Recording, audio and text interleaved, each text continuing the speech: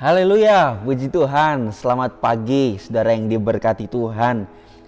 Kita kembali lagi untuk mendengar apa yang Tuhan mau dalam setiap kehidupan kita. Dan tidak lupa saya mengucapkan selamat Natal kepada seluruh sidang jemaat Tuhan yang diberkati.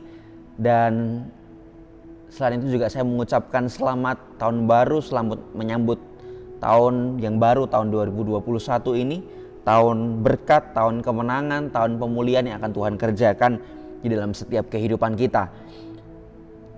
Dalam kita melangkah di tahun yang baru, tentu kita rindu bahwa tahun yang baru itu tidak sama seperti dengan tahun-tahun yang lama yang kita lewati di tahun 2020. Dan begitu pula juga tahun-tahun sebelumnya, bahwa tahun baru itu kita punya harapan lebih daripada sekedar tahun sebelumnya. Begitu pula juga dengan tahun ini. Kita rindu bahwa tahun 2021 itu betul-betul berbeda dengan tahun 2020. Nah, untuk terjadi sebuah pemulihan, perbedaan, perubahan itu tentu itu bergantung kepada pilihan yang harus kita ambil. Karena untuk menjalani tahun yang baru atau sepanjang kita melewati sepanjang tahun yang baru itu pasti ada beberapa hal yang diperhadapkan kepada kita dan kita harus memilih salah satu.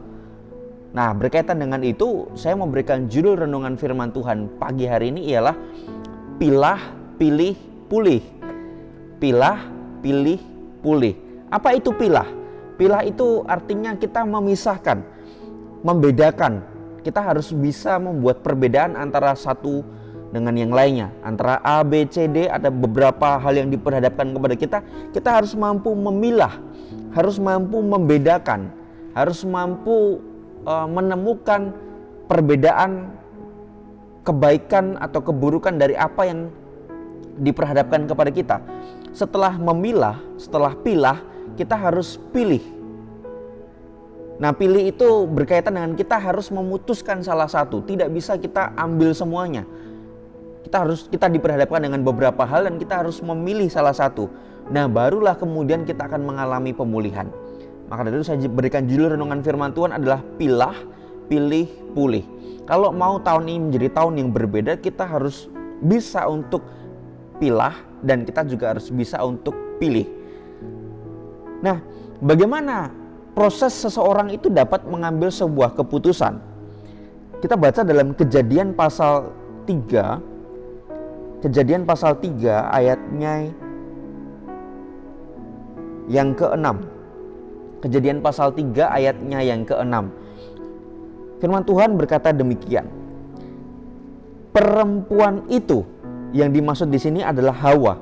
Jadi ketika dia diberikan perintah untuk tidak boleh memakan buah pengetahuan yang baik dan jahat, tetapi kemudian dia mendekati pohon itu dan ayat 6 ini muncul. Perempuan itu melihat. Nah, dimulai dari kata melihat. Jadi pilihan itu dimulai dengan proses dari indera kita. Baik itu penglihatan, pendengaran, penciuman, dan sebagainya. Itu dimulai dari indera kita. Kita melihat, oh ada barang A, ada barang B. Mana yang kita pilih? Kita mendengar, oh barang A lebih bagus dengan dibandingkan barang B. Tapi barang B juga punya keunggulan dibandingkan barang A. Mana yang harus kita pilih? Penciuman, oh kok baunya kok lebih harum yang A dibandingkan yang B. Jadi dimulai dari indera dulu. Setelah indera, setelah di sini dalam hal ini Hawa melihat. Melihat apa? Bahwa buah pohon itu baik untuk dimakan dan sedap kelihatannya, sedap kelihatannya. Lagi pula pohon itu menarik hati karena memberi pengertian. Jadi setelah ditangkap oleh indera manusia, maka apa yang diperhadapkan kepada kita itu akan diolah. Setelah diterima oleh indera, kemudian itu diolah di pikiran kita. Atau dengan kata lain persepsi, muncullah persepsi. Nah, setelah diolah dalam pikiran, kemudian di sana dikatakan lalu ia mengambil, baru ada tindakan. Maka kita harus punya indera yang benar, kita harus punya penglihatan yang benar, pendengaran yang benar. Dan kalau itu sudah diterima oleh indera kita, kita harus betul-betul mempersepsikan yang benar. Kita harus betul-betul olah di dalam pikiran kita, mana yang baik, mana yang harus kita ambil, mana yang harus kita tolak, mana yang boleh kita lakukan, mana yang tidak boleh kita lakukan. Itu betul-betul harus diolah di pikiran. Jangan buru-buru mengambil, jangan buru-buru ambil tindakan. Setelah diterima oleh indera, kemudian diolah dalam pikiran, baru di sana katakan, lalu ia mengambil dari buahnya dan dimakannya. Nah, baru ada sebuah tindakan. Jadi tindakan itu adalah cerminan dari apa yang diolah dalam pikiran. Maka dari itu sebelum kita bertindak betul-betul diolah dalam pikiran. Mengapa saudara? Karena kalau kita bertindak itu juga seringkali dapat mempengaruhi orang lain. Di sana lanjut dikatakan, lalu ia mengambil dari buahnya dan dimakannya dan diberikannya juga kepada suaminya yang bersama-sama dengan dia, dan suaminya pun memakannya. Jadi pilihan itu luar biasa. Kita perlu bijaksana dalam kita memilih. Mengapa? Karena ketika diterima oleh indera, diproses dalam pikiran, itu akan muncul dalam tindakan, dan seringkali itu juga dapat mempengaruhi orang yang ada di sekitar kita. Nah, bagaimana kita harus memilih? Apa yang harus dipilih? Mana yang boleh dipilih? Mana yang tidak? Maka dari itu hari ini saya akan memberikan tips menurut Alkitab. Bagaimana cara memilih? Cara memilih ala Alkitab. Kita akan belajar sama-sama beberapa hal. Yang pertama, jelas yang terpenting adalah pilih beribadah dibandingkan tidak beribadah. Yosua pasal 24 ayat 15. Ini yang pertama ya saudara. Jadi pilih ibadah bukan tidak ibadah. Jadi lebih memilih ibadah dibandingkan tidak ibadah. Tetapi jika kamu anggap tidak baik untuk beribadah kepada Tuhan, pilihlah pada hari ini kepada siapa kamu akan beribadah.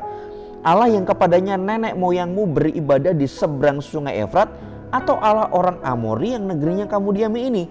Tetapi aku, ini keputusan Yosua, tetapi aku dan seisi rumahku, kami akan beribadah kepada Tuhan. Ada banyak pilihan, mau beribadah atau tidak. Mau beribadah kepada siapa?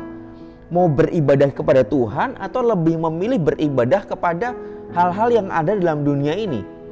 Beribadah kepada uang kita. Seringkali ini kabur saudara, tapi ini kita lakukan seringkali dalam hari-hari kita. Bapak Gembala seringkali menyampaikan, kesampingkan dulu pekerjaan, kesampingkan dulu usaha, cari dulu ibadah, toh hanya 2 jam. Ini pilihan saudara, mana yang kita pilih? Tapi kita lihat Yosua, dia lebih memilih untuk beribadah kepada Tuhan dibandingkan mencari hal-hal yang lain, dibandingkan beribadah kepada hal-hal yang lain. Bagaimana keputusan kita?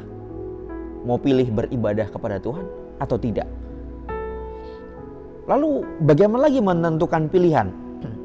Yang kedua adalah sesuai dengan firman Tuhan atau tidak.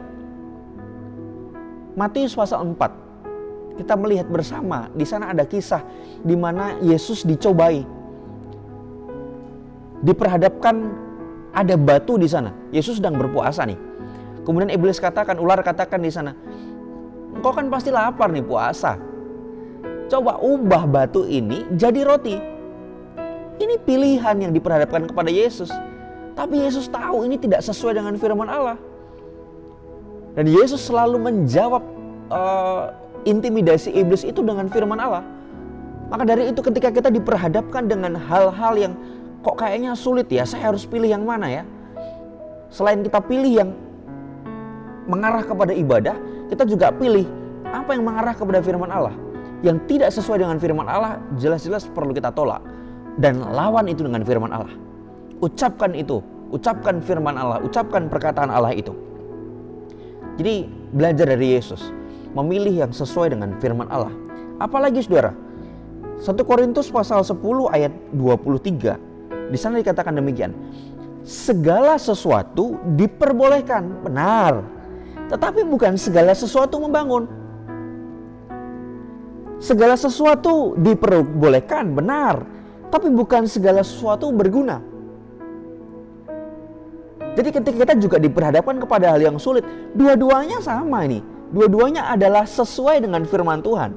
Dua-duanya ini tidak melanggar firman Tuhan. Dua-duanya sama sekali tidak melanggar firman Tuhan. Mana yang harus kita pilih? Nah, ini kuncinya. Pilih apakah yang diperhadapkan kepada kita itu, atau mana yang diperhadapkan kepada kita itu yang berguna, mana yang membangun. Seringkali kita lebih memilih sesuatu yang boleh, diperbolehkan, tidak melanggar firman Allah, tapi ternyata tidak berguna, tetapi ternyata tidak membangun. Ini butuh kebijaksanaan kita, ini butuh hikmat kita. Hal-hal sederhana, mungkin anak-anak muda lebih menghabiskan waktu sepanjang hari di depan game online. Boleh tidak boleh? Melanggar firman Tuhan enggak. Tapi pertanyaannya, membangun atau tidak? Berguna atau tidak? Justru destruktif atau konstruktif? Membangun atau merugikan kita? Membangun atau merusak? Saya pernah dulu terjebak dengan satu kesempatan, saudara. Ya, namanya habis lulus sekolah Alkitab, sepanjang hari dari pagi sampai malam itu saya fit callan dengan teman-teman di SAB. Karena melepas kangen, melepas rindu ya, saudara. Tapi ternyata ketika saya renungkan, ini tidak membangun. Sepanjang hari saya habiskan untuk fit callan, setiap hari saya habiskan untuk waktu untuk fit callan, sehingga waktu untuk bersatu teduh, waktu untuk belajar firman Tuhan itu berkurang. Boleh tidak fit callan? Boleh. Berguna enggak? Ini pertanyaannya. Nonton sinetron, bersantai di rumah, atau bahkan saudara bekerja terlalu terforsir, atau tidur-tiduran terus di rumah. Boleh tidak? Boleh. Tapi pertanyaan, berguna atau tidak? Membangun atau tidak? Status-status yang kita pasang, boleh tidak kita pasang status? Boleh. Pertanyaannya, membangun atau tidak? Berguna atau tidak? Ini jadi perenungan buat setiap kehidupan kita. Jadi pilih yang berguna dan pilih yang membangun. Apalagi saudara, pilih yang sesuai dengan kehendak Tuhan. Kita ingat Yunus. Yunus dia lebih memilih untuk pergi ke Tarsis dibandingkan ke Niniwe. Dia memilih sesuatu yang itu keinginan diri sendiri, bukan keinginannya Tuhan. Dan kita mau belajar, seringkali kita diperhadapkan kepada dua hal. Tuhan ingin kita untuk melakukan A, tapi justru yang kita lakukan adalah B. Tuhan pengen kita untuk pergi ke pekerjaan A, pergi ke tempat A, tapi yang kita pilih malah ke tempat B. Kita pilih adalah pekerjaan B, dan lain sebagainya, saudara. Nah, ini jadi perenungan bagi setiap kehidupan kita. Kita harus pilih apa yang jadi kehendak Tuhan. Kalau saya ingin menuruti keinginan daging saya sendiri, saudara, itu pertentangan yang luar biasa. Dulu saya mengalami sekali hal ini. Kalau saya menuruti keinginan daging saya sendiri, hari ini saya sudah bukan jadi hamba Tuhan, saudara. Banyak tawaran, saya sudah masuk di kedokteran Universitas Airlangga sekarang ini, dan saya jadi dokter sekarang ini. Saya sudah diterima di sana. Tapi Tuhan minta untuk saya tinggalkan semua itu, saya lepas. Saya tidak masuk kemudian daftar ulang, saya tidak meneruskan sampai ke daftar ulang. Saya lepaskan semuanya itu. Saya memutuskan untuk memenuhi kehendak Allah. Saya tidak mau pergi ke Tarsis, saya mau pergi ke Niniwe. Memenuhi kehendak Allah. Sulit, saudara. Tapi mana yang mau kita pilih? Kehendak Allah atau yang bukan kehendak Allah? Lalu bagian berikutnya, saudara, Filipi 1 ayat 22 sampai 26. Kita tidak perlu baca ayatnya, tapi saudara bisa baca sendiri di rumah. Paulus waktu itu sudah dibawa Tuhan untuk ada di surga. Tapi kemudian dia katakan, aku didesak dengan dua pihak. Satu sisi aku pengen untuk berdiam bersama dengan Tuhan, tapi sisi lain aku harus kembali lagi ke kamu semua, artinya kepada jemaat yang dia layani, untuk memberkati mereka. Paulus enak sebenarnya tinggal di surga, tapi ternyata dia lebih memilih untuk sesuatu yang berguna buat orang lain, berdampak buat orang lain. Nah, seringkali pilihan-pilihan yang kita ambil itu adalah berdampak buat diri kita sendiri, bukan buat orang lain. Jadi mari arahkan, tentukan pilihan kita, memilih sesuatu yang buat orang lain.